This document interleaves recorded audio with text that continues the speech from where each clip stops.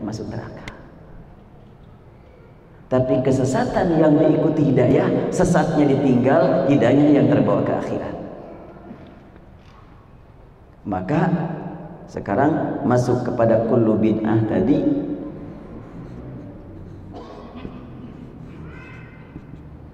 Menurut Al-Imam Syafi'i, setiap bid'ah adalah dolalah, yaitu bid'ah yang menyalahi syariah.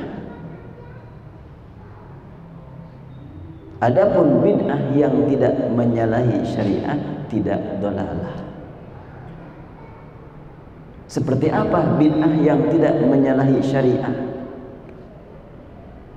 Sebagaimana pernah dicontohkan, bagaimana menulis fatabayyanu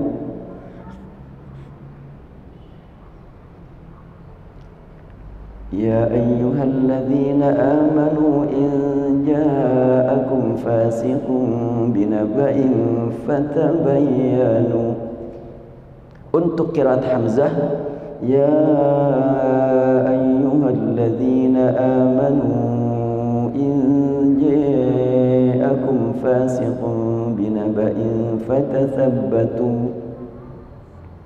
Fatabayyanu, fatathabbatu, dua bacaan dengan tulisan yang sama. Lalu dikasih titik.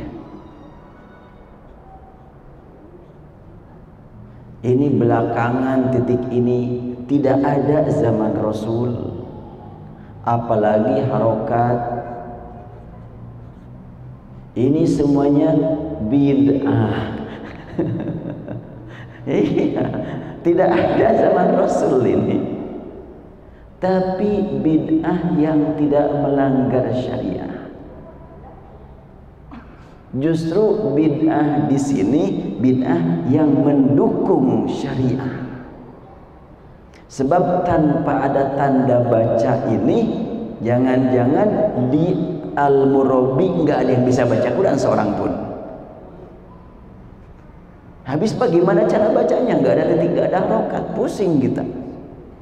Terus orang dulu, orang Arab, nggak pakai titik, nggak pakai harokat, ada yang bisa baca. Itulah kehebatan mereka. Jadi orang Arab yang pandai menulis, pandai membaca itu orang istimewa betul. Makanya nggak banyak. Sehingga disebutkan dalam Al-Quran bahwa mereka itu ummiyun. Wa minhum ummiyuna la ya'lamuna al-kitaba illa amaniya wa innahum illa yadhunnun.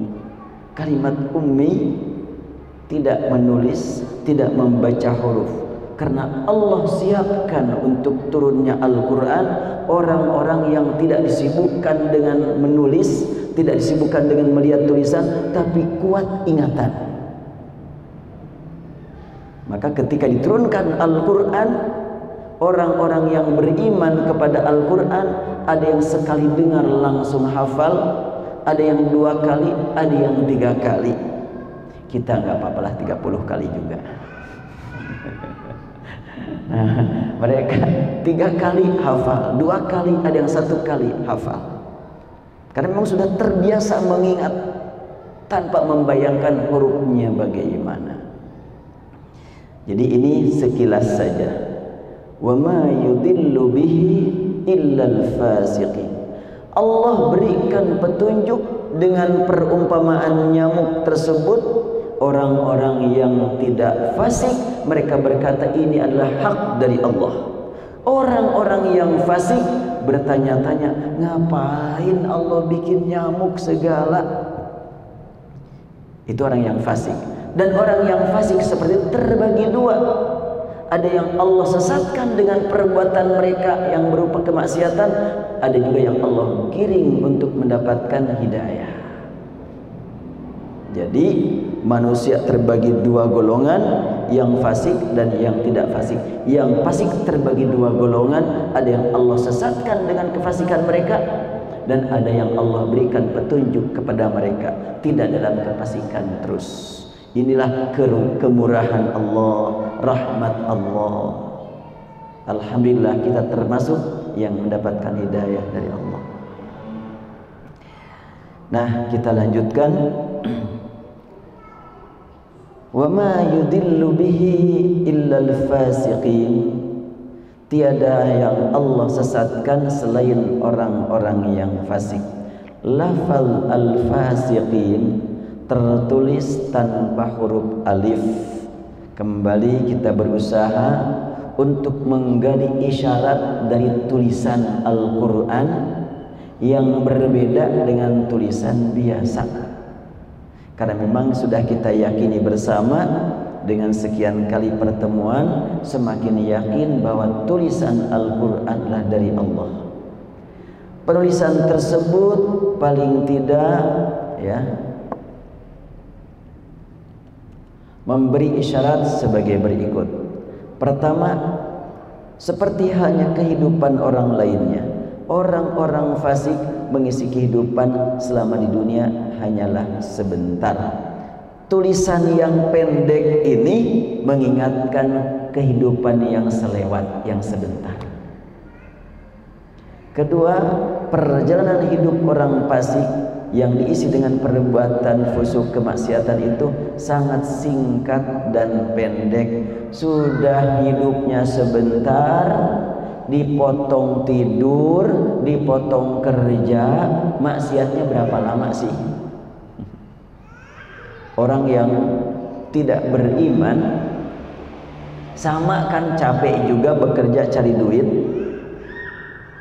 Bahkan ada yang kerjanya lebih banyak daripada orang yang beriman.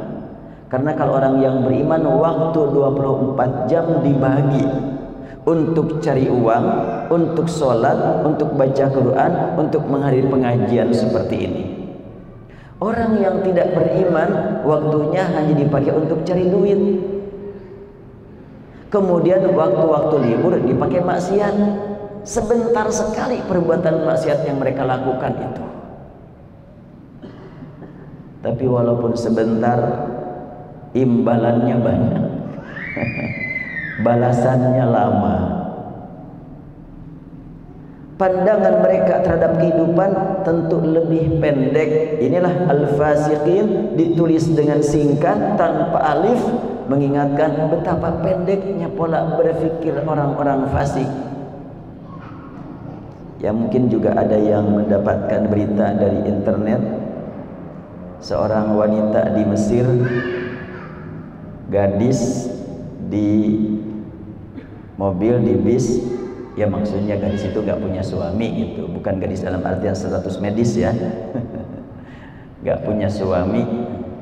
Pakaiannya transparan, yang betul-betul transparan lah gitu. Ketika ada yang menegur, dia ngeledek kepada yang menegur. Ya, kalau memang ada neraka, saya pesenlah kepada Tuhan kamar di neraka gitu, di jahanam gitu. Kalau memang ada. Dia sambil ketawa-ketawa ngeledek. Lalu dia duduk di kursi. Setelah itu dia duduk di kursi, kemudian tidak kelihatan bergerak lagi. Pas dipanggil-panggil sudah enggak bernafas lagi, meninggal. Dia duduknya memang kursi depan pintu. Pas pintu terbuka, dia langsung jatuh keluar mobil, tergeletak di luar. Maka mobil pun berhenti, ingin ngambil orang tersebut, ternyata sudah jadi jenazah. Dan tiba-tiba berubah si wanita itu, wajahnya yang begitu cantik berubah jadi hitam. Ketika mau diangkat, yang mengangkat tidak sanggup dekat, terasa panas. Sudah Allah kabulkan dia. Permohonan dia ingin dapat kamar di neraka, Allah kabulkan sejak masih di dunia. Ya, ini jelas sekali adalah merupakan pelajaran bagi orang yang masih hidup. Dan ditampilkan gambarnya di internet, ditampilkan tuh orangnya. Ya, ini pendek sekali kehidupan, tapi balasannya tidak dapat dibayangkan. Mereka tidak dapat melihat masa depan yang jauh. karena keterbatasan kemampuan memandang hidup yang sangat sederhana, sangat sebentar. Ya kehidupan seperti inilah gitu. Besok kamu terancam bagaimana dengan siksa. Lah siapa yang sudah tahu masa besok, yang penting menikmati hidup ini. Kadang-kadang ngeledek begitu.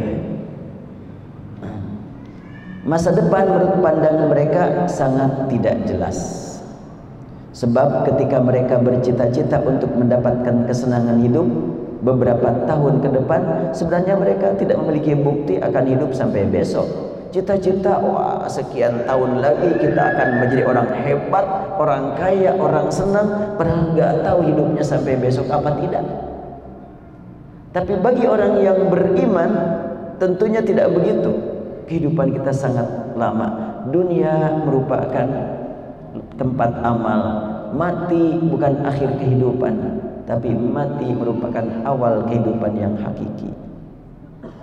Sungguh rugi orang yang diberi waktu untuk hidup hanya sebentar namun tidak dimanfaatkan dengan benar. Mereka berbuat maksiat hanya beberapa waktu saja namun balasannya tidak terhingga.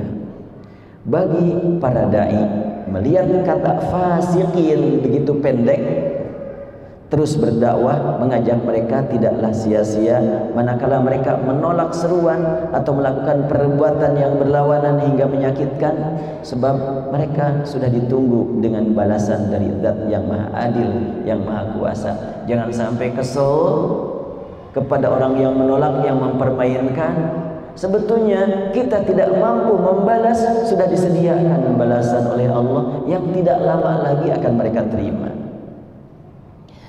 Nah sekarang itu adalah tinjauan tulisan. Belum ya, belum menghayati isi, belum. Sekarang masuk kepada fikih ayat. Jika manusia ingin membuat satu karya yang besar, maka dia memerlukan bahan yang banyak. Dan jika dia mau membuat satu karya yang sangat kecil, maka dia memerlukan ketelitian dan kehati-hatian yang tidak sederhana. Ini maksud saya, kenapa Allah memberikan perumpamaan kepada kita dengan seekor nyamuk. Allah telah menciptakan alam begitu besar, dan Allah menciptakan isinya sampai yang sangat kecil. Ketika dulu handphone waktu tahun fiturnya ternyata banyak, bentuknya sedikit isinya. Sekarang kecil bentuknya, semakin banyak isinya. Subhanallah.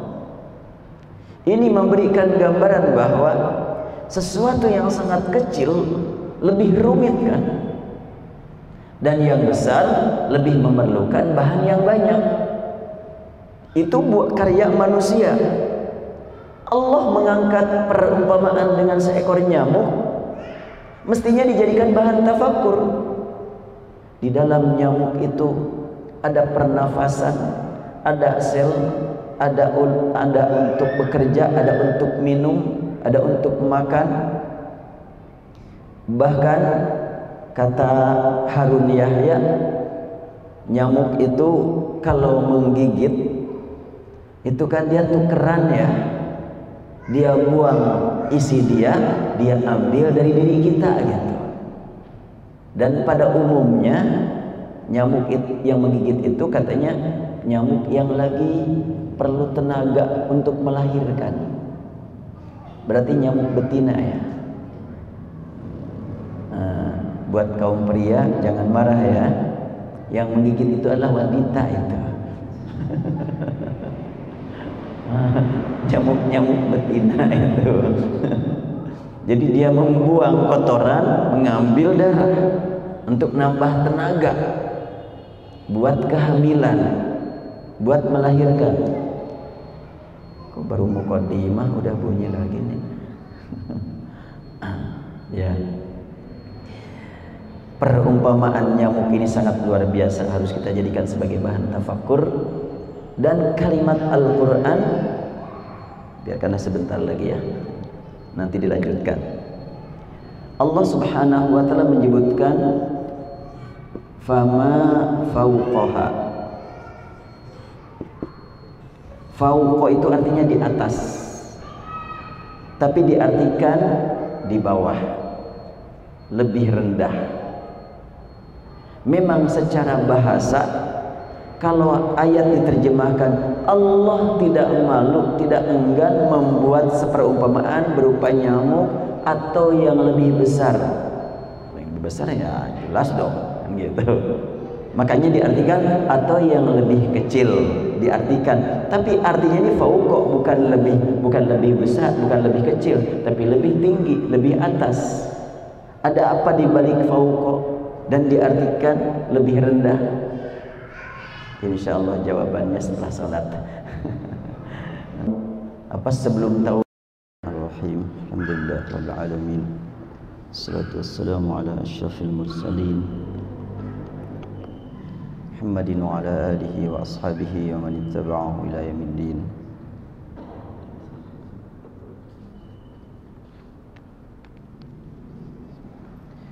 Kita lanjutkan sedikitlah gitu, nyambung tadi. Kalau mau mengangkat ungkapan Al-Imam Syafi'i, bukan urusan benar dan tidak, tapi kalau mau mengangkat ya, bahwa Al-Imam Syafi'i menyebutkan bid'ah itu ada dua, ada yang terpuji dan ada yang tercela. Nah, dia menyatakan ya, yang tercela itu yang tukhalifus syariah, yang melanggar syariat. Berarti bid'ah ada yang melanggar syariat, ada yang tidak melanggar. Ini pandangan beliau berlandaskan kajian beliau terhadap Al-Quran dan Sunnah dan realita kehidupan. Tentu akan mendapatkan bantahan, tapi bagi kita bukan urusan bantah atau mendukung, tapi kita pelajari ungkapan para ulama agar kita paham terhadap ungkapan mereka apa maksudnya. Dia menyatakan bahwa bid'ah yang tercela yang melanggar syariat, yaitu bid'ah tukhalifus syariah, itu adalah jelas tercela. Jadi kalau mau kita ambil redaksi dari dia, kullu bid'atin tukhalifus syariah dhalalah. Setiap bid'ah yang menyalahi syariat sesat. Terus wa kullu dhalalatin finarnya bagaimana? Dia tidak menyebutkan, cuma ini redaksi dari Saiful Islam aja ini. Wa kullu dhalalatin laisa ba'da hidayah finnar. Setiap kesesatan yang tidak mendapatkan hidayah neraka. Tapi orang yang sesat lalu mendapatkan hidayah, ya beda. Termasuk Nabi Muhammad sendiri dalam surat Ad-Duha disebutkan wa wajadaka dhallan fahada. Allah temukan engkau wahai Muhammad dalam kesesatan, lalu Allah berikan petunjuk. Terjemah bisa beda-beda. Kalimat dhallan dalam surat Ad-Duha dalam terjemah disebutkan bingung. Tapi Al-Quran tidak menyebut bingung, tapi dhallan. Ya sudah, dhallan saja. Dan Allah Subhanahu wa ta'ala yang memberi hidayah sesuai dengan kehendaknya, namun ada usaha dari manusia yang memang mencari hidayah. Ada kalimat yang lain kita temukan, yudhillu bihi man yasha wa yahdi bihi man yasha. Dalam surat umpamanya surat At-Takwir ya, Allah memberi petunjuk kepada man yasha ya. Yahdi juga man yasha.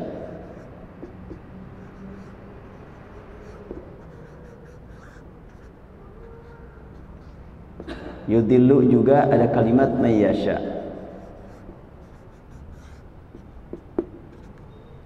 Apa arti man yasha?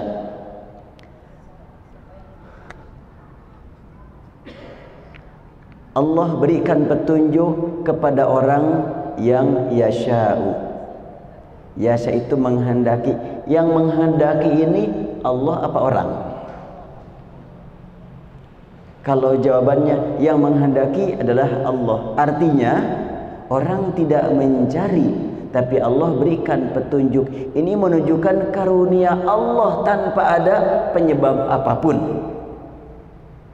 Ketika kita artikan man, siapa, yasha, yang menghendaki, artinya Allah memberi petunjuk kepada orang yang mau petunjuk. Dan kalimat yasha di sini tidak dilanjutkan. Berarti ini kata kerja, pelakunya bisa kepada man, bisa juga kepada Allah. Dan sengaja dalam Al-Quran tidak disebutkan, supaya memiliki dua makna. Artinya, kalau kita mengartikan dia memberi petunjuk kepada siapa yang ia kehendaki, baik orang itu mencari ataupun tidak, Allah berikan. Ini memberikan bukti bahwa Allah Ar-Rahman, dan Allah memberi petunjuk tanpa ada penyebab apapun dari orang yang mendapat petunjuk. Sehingga yang tersesat sekalipun, yang memusuhi Rasul, kalau Allah kehendaki beri petunjuk, dapat juga. Kalau begitu maka dorongan buat kita, orang yang memusuhi Rasul saja kalau Allah kehendaki untuk mendapat petunjuk dia dapat, ya apalagi kita yang senantiasa memohon ihdinas siratal mustaqim. Ini motivasi buat kita untuk lebih berharap kepada Allah. Nah, kalau kita memohon terus kepada Allah hidayah, dan kita juga berjuang mengkaji Al-Quran untuk dapat hidayah, maka bisa diartikan yasha di sini pelakunya adalah man. Artinya Allah memberi petunjuk kepada orang yang berjuang untuk mendapatkan petunjuk. Ya. Kalau umpamanya mau diarabkan, tapi ini kembali lagi kepada tadi, sedikit belajar bahasa Arab. Jadi Allah memberi petunjuk, yahdillahu, ya, man yasha'u al-hidayah. Allah memberi petunjuk kepada orang yang memang mau petunjuk. Bukti mau petunjuk, dia berjuang. Dalam keadaan bingung, dia langsung menghadap kepada Allah. Allahumma hdina fi man hadait. Itu orang yang berjuang. Nah, kalau begitu, maka kalimat yasha, kata kerja, pelakunya adalah man. Atau juga Allah itu adalah yahdi man yasha'u